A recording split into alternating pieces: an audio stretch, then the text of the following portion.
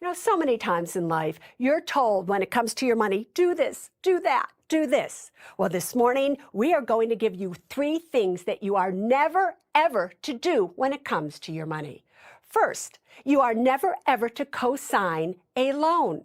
Don't you think if somebody needs you to co-sign a loan, what that means is that the financial institution isn't going to give them a loan because they don't qualify. They don't qualify. Why are you doing this? When you co-sign a loan, it is your loan. You are personally responsible for it. And if the person who's supposed to be making payments on it isn't making payments, you're not going to know. It will ruin your credit score. So under no circumstances you are ever to co-sign a loan. Do you hear me? Next, you are never ever to take a loan from your 401k. 401ks are protected against bankruptcy. If you're doing so much and you're in so much debt that you have to take a loan from a 401k, that means you're close to bankruptcy. You may end up having to claim bankruptcy and your money would have been protected in the 401k. So you are never, ever to do that. And last but not least, student loans. Student loans are the most dangerous loans out there. They cannot be discharged in bankruptcy. So you are never to miss a payment of a student loan. It is your number 1 priority. Never miss a student loan payment.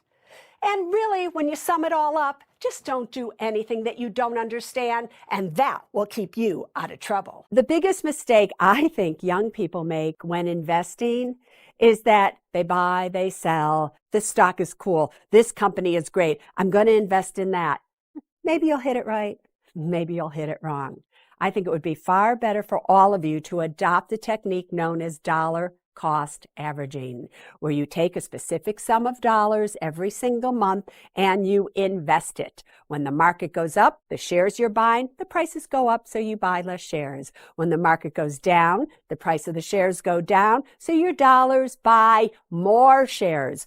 Over the time, the cost of those shares are averaged so that you always come out ahead. If I were you, I would simply be putting my money every single month into a good no-load Standard & Poor's 500 index fund or the spiders. I would do it every single month, hopefully within a Roth IRA, and I would just do that month in and month out and month in and month out until you are old and gray, unless you color your hair like me. Don't buy something just because you can afford it. That's not the key. Buy what you need, no matter how wealthy you are. Because there does come a time when you have a lot of money and all of a sudden you bought a plane, you bought a boat, you bought 5 homes, you did this, and all of a sudden you look and you go, oh my God, I don't have any money. So just be smart. There was a time, it was back in 1998, and I knew I was going to be in New York a lot of the time, and I could afford $1 million penthouse at that time, but I didn't need it. So I purchased a $240,000 apartment back then in New York because that's all I needed. Buy what you need, no matter how wealthy you are, and then you'll really be able to afford anything that you want. And you want to know what's so funny? You're not going to want anything other than what you need. The biggest thing holding you back from building wealth is you. You thinking that you can't do it. You thinking that you're not smart enough. You thinking that you're not good in math or whatever it may be.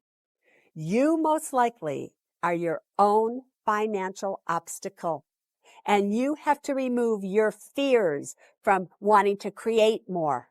So it's really simple. You have to be more in order to have more. You have to know who you are.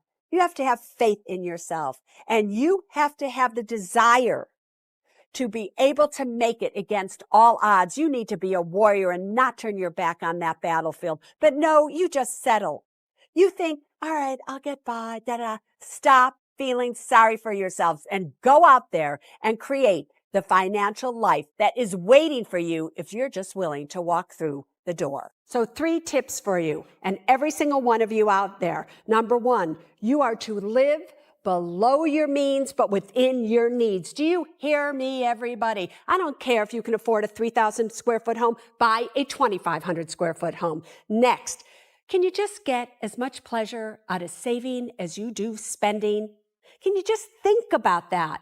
But the greatest tip I could ever give you is ask yourself this question. Is it a want or is it a need? Before you buy anything, ask that question. If it's a want, walk away. If it's a need, buy it. You two need to start living with those tips. Do you hear me?